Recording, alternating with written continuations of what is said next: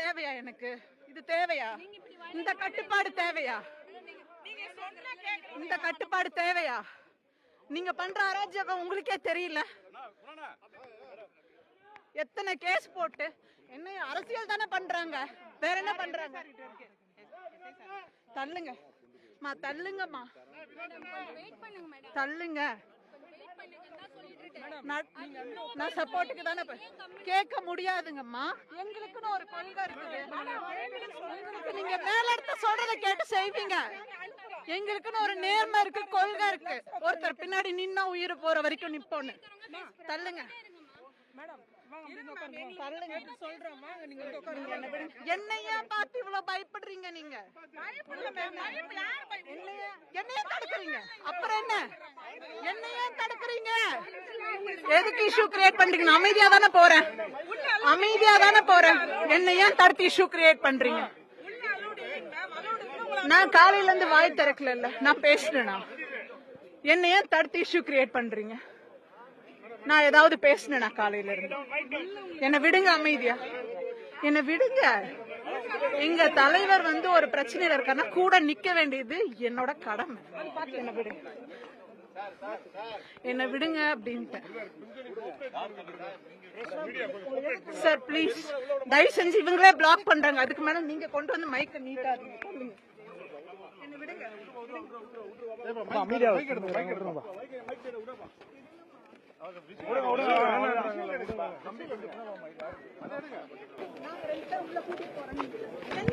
Miking வைடா, miking வைடா தம்பி. மைக் அப்படி பக்கத்துல வச்சிருக்கேன். ஆட்சியும் அப்படித்தான், போலீஸும் அப்படித்தான், அரசாங்கமும் அப்படித்தான். என்னமா நினைச்சிருக்கீங்க? உங்க கையில எதுவும் இல்ல. மேல சொல்றத நீங்க கேட்ட உங்களோட பரிதாபமான நிலைமை எனக்கு புரியுது. ஆனா தப்பு இந்த அளவுக்கு அநியாயம் பண்ற அரசாங்கத்தை எடுத்து பண்ணாம இருக்கவும் முடியாது. ஒரு தனி மனிதனை ஒரு அரசியல் செய்ய முடியாம இந்த தமிழ்நாட்டுல ஒரு தமிழனுக்கு உரிமை இல்லைன்னா அப்படி எங்க அப்பா ஒழிச்சீங்க. அடுத்தது ஒருத்தர் தலைவர் மைக் எப்படியாவது கொஞ்சம் பின்னாடி என்ன கேமரா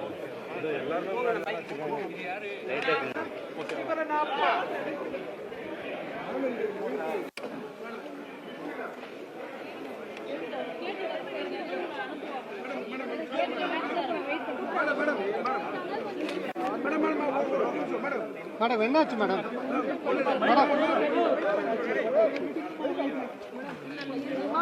என்னோட உணர்வை மதிக்கிறது தெரியும். என்னன்றதுனால அங்க ஒன்னும் ஆக போறது விடாத வரைக்கும் நான் போராடிட்டு தான் இருக்கும். அமைதியெல்லாம் உட்கார விடுங்க, அமைதியா தம்பி. மைக் இருக்கா சிவா? உங்களுக்கெல்லாம் தெரியாதா? உங்க மனசாட்சிக்கெல்லாம் தெரியாது? ஒரு மனுஷன் ஒரு பொய்யோட விஷயத்தை வச்சு எப்படி அரசியல் நடக்கிறாங்கன்னு உங்க மனசாட்சிக்கெல்லாம் தெரியாது?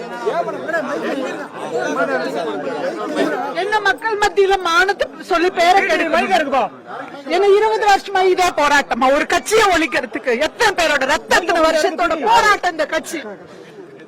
எத்தனை பேரோட சாவு, எத்தனை பேரோட உயிரிழப்பு, எத்தனை பேரோட கண்ணீர், எத்தனை பேரோட தியாகம் இந்த கட்சி. இந்த ஒரு தலைவர் அழிச்சுட்டா ஒருத்தரா வெளியில கூப்பிட்டு நீங்க எல்லாம் பண்ணிடுவீங்கல்ல. இவர் ஒருத்தர் அழிச்சுட்டு என்ன 1000 பேர் வருவாங்க. அது இல்ல பிரச்சனை. அவர் ஒருத்தர் உண்மையா நிக்கிறாரு. இன்னொரு உண்மையான தலைவனை தேடி பிடிக்கிறதுக்கு எவ்வளவு நாள் ஆகும்னு எங்களுக்கு தெரியல. புரியுதா? அதுக்காக தான் நாங்க இங்க இவ்வளவு போராடிட்டு இருக்கோம்.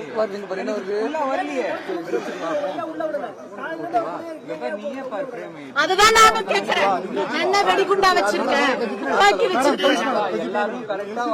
என்னோட அப்பாவோட அந்த சகாப்தம் முடிஞ்சு போச்சு. நல்ல முடிவுல தானே, நல்ல எண்ணத்துல தானே மக்களுக்காக இறங்கி நிக்கிறோம். ஏன் இந்த மக்களுக்கு கண்ணு தெரியலையா யாரு உண்மையா போராடுறாங்கன்னு, யார் மக்கள் பிரச்சனை பேசுறாங்கன்னு கண்ணுக்கு தெரியல? நீங்க பேசும்போது சொன்னீங்க எங்க அப்பா அம்மா ஆயுதம் வச்சிருக்காங்க, தடுக்கிறாங்களா? அதே தடுத்தாங்களா? கேள்வி கேட்கறது இல்ல. இத்தனை பேரை விட்டவங்க என்ன மட்டும் ஏன் தடுக்கிறீங்க? அப்ப என்ன? பள்ளிக்கூடத்திலயும் இதே தடுப்பு, நான் வளர்ந்து வர ஒவ்வொரு இடத்துலயும் இதே தடுப்பு, அரசியலையும் இதே தடுப்பு. ஆனாலும் நான் நிக்க மாட்டேன். ஏன்னா நான் பாதிக்கப்பட்டிருக்கேன். மக்களுக்காக நின்றே தீர்வேன் இந்த உயிர் உடம்புல இருக்கிற வரைக்கும். அந்த நம்பிக்கை எனக்கு அவர் இதுக்கு அசர்ற ஆளெல்லாம் கிடையாது. ஆனா ஒரு கொள்கை நோக்கி போயிட்டு இருக்கும் போது இத்தனை பேரையும் மன உளைச்சல் படுத்தி நேரம் வேஸ்ட், இவங்களோட சம்பளம் எல்லாம் வேஸ்ட், இவங்களோட உழைப்பெல்லாம் வேஸ்ட், இன்னைக்கு மக்களோட நேரம் எல்லாம் வேஸ்ட். டிவி முன்னாடி இதே தான் பாத்துட்டு இருப்பாங்க. என்ன நாடு எங்க போயிட்டு இருக்கு? ஒருத்தருக்கு திராணி இருக்குதா? திரும்பி இத்தனை டாஸ்மாக் கடை வச்சிட்டு இருக்கிறீங்களா, எடுங்கன்னு சொல்றதுக்கு ஒருத்தருக்கு திராணி இல்ல. அது மட்டும் என்னது, இத்தனை கற்பழிப்பு நடக்குது, இத்தனை ஸ்கூல் குழந்தைங்க இவ்ளோ லைஃப் கெடுது, கண்ணு முன்னாடியே கெடுது, ஒருத்தர் கூட அறிவு இல்ல. எங்க அப்பா இருந்தா ரொம்ப கஷ்டப்பட்டிருப்பார், வேதனைப்பட்டிருப்பார். அப்பவே சொல்லிட்டாரு, தமிழன் தான் சினிமாக்காரனை பார்த்து ஓட்டு போடுறான்னு ஒரு வார்த்தையை. இன்னைக்கு பார்த்திருந்தாரு, என்ன மனசு நொந்திருப்பாருன்னு எனக்கு தெரியல. அவர் வேணா ஆயுதத்தை தூக்கி கோபத்துக்கு அடிமையா இருக்கலாம், ஆனா மக்களுக்கு உண்மையாதான் நின்னாரு, மக்களுக்கு நேர்மையாதான் நின்னாரு, மக்களை காப்பாத்தி தான் நின்னாரு. எந்த மனுஷனும் பிழை இல்லாத மனுஷன் கிடையாது. இதே இத்தனை வருஷம் ஆண்டுட்டு இருக்க ஒவ்வொரு தலைவரையும் போய் அவங்களோட ஒவ்வொரு ஸ்டோரியும் நோண்டுங்க. உங்க மனசாட்சிக்கு தெரியாது யார் என்னென்ன பண்ணிருக்காங்க, யாரோட ஹிஸ்டரி என்னன்னு தெரியாது.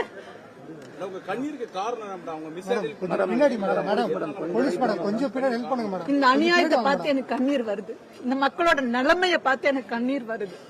எங்க அப்பா மாதிரி ஒரு ஆம்பளை பிள்ளையா பிறந்துன்னு இன்னைக்கு நடந்திருக்கிறது வேற. நான் அமைதியா நின்னு உயிர் போற வரைக்கும் நான் அமைதியான முறையில இந்த மக்களுக்காக நிக்கிறேன்னு நினைக்கிறேன். என்னது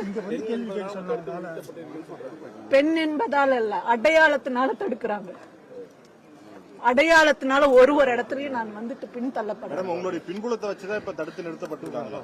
ஆமா, இத்தனை பேர் உள்ள போயிருக்காங்க, என்ன ஏன் தடுக்கிறீங்க? இவ்வளவு பெண் காவலர்கள் என்ன நோக்கி எதுக்கு வரணும்? எனக்கு என்ன? காலையில இருந்து சீமான் அவர்களோட பயணிக்கிறீங்க, அததான் நானும் கேக்குறேன். இப்ப ஏன் என்ன தடுக்கிறீங்க? அப்பெல்லாம் தடுக்காம இப்ப வந்து இப்ப ஏன் என்ன தடுக்கிறீங்க? ஆனா போன் கொஞ்சம் பின்னால எடுத்துக்கோண்ணா.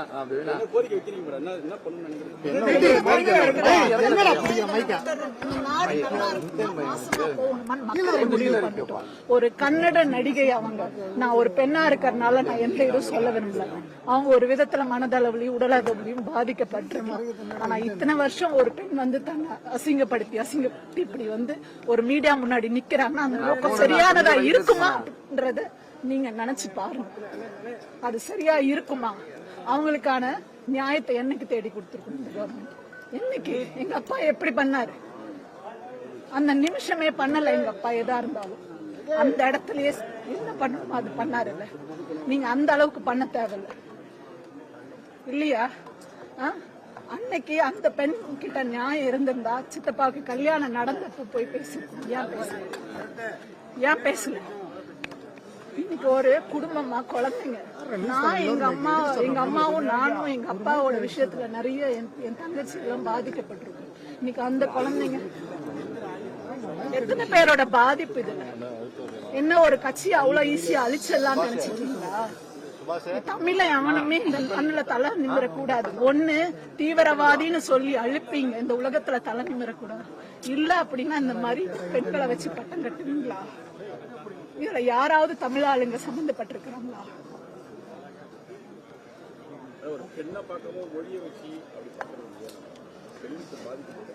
அததான் சொல்றேன், நானும் ஒரு பெண்ணா இருக்கிறனால நான் பேசுறேன். எனக்கு உணர தெரியும் அந்த வலி என்னன்னு. சரிங்களா? நான் இன்னைக்கு ஒரு வீரனோட பொண்ணா இருக்கிறேன், சித்தப்பா பக்கத்துல நிக்கிறேன் அப்படின்றது காலையில இருந்து எல்லாரும் பார்த்திருப்பாங்க. சரிங்களா? பார்த்திருப்பாங்க.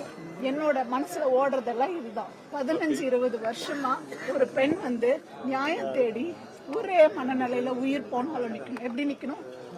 ஒரே மனநிலையில. இது என்ன கண்ணாமூச்சி ஆட்டம்? யாருக்காக சொல்லுங்க, சொல்லுங்க. என்ன கண்ணாமூச்சி ஆட்டம் இது? இது யாரை ஏமாத்துறதுக்கு, யார அழிக்கிறதுக்கு, எந்த கட்சியை காலி பண்றதுக்கு? எங்க இருந்து வந்த ஒரு பெண்ணால அவங்க மேல தனிப்பட்ட பெண்ணா நான் 1008 நல்ல எண்ணம் வச்சிருக்கிறேன், மரியாதை வச்சிருக்கேன். அவங்க பாதிப்பு, அவங்க கண்ணீருக்கு நான் வருந்துறேன். ஆனா இது சரியான முறை கிடையாது. இதனால வந்து சித்தப்பா மட்டும் கிடையாது, அவங்க குடும்பம் மட்டும் கிடையாது, நாங்க எடுத்துக்கிட்டு இருக்க கொள்கை பாதிக்கப்படுது. இந்த கட்சியோட உழைப்பு, கொள்கையை கொண்டு சேர்த்து மக்களுக்காக நிக்கணும்ன்ற எண்ணம் பாதிக்கப்படுது. இதை எங்க வச்சு முடிக்கணுமோ அங்க வச்சு முடிங்க. இது தப்பு நீங்க பண்றது.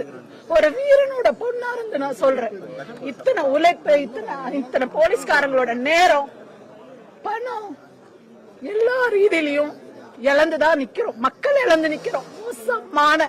மோசமான அரசியல் இந்த மண்ணுல. என்னோட அப்பாவை இழந்ததுக்கு அப்புறம் நான் உணர்றேன். ஆனா நானும் இந்த மக்கள் என்ன இழக்கிற வரைக்கும் நானும் நிப்பேன்.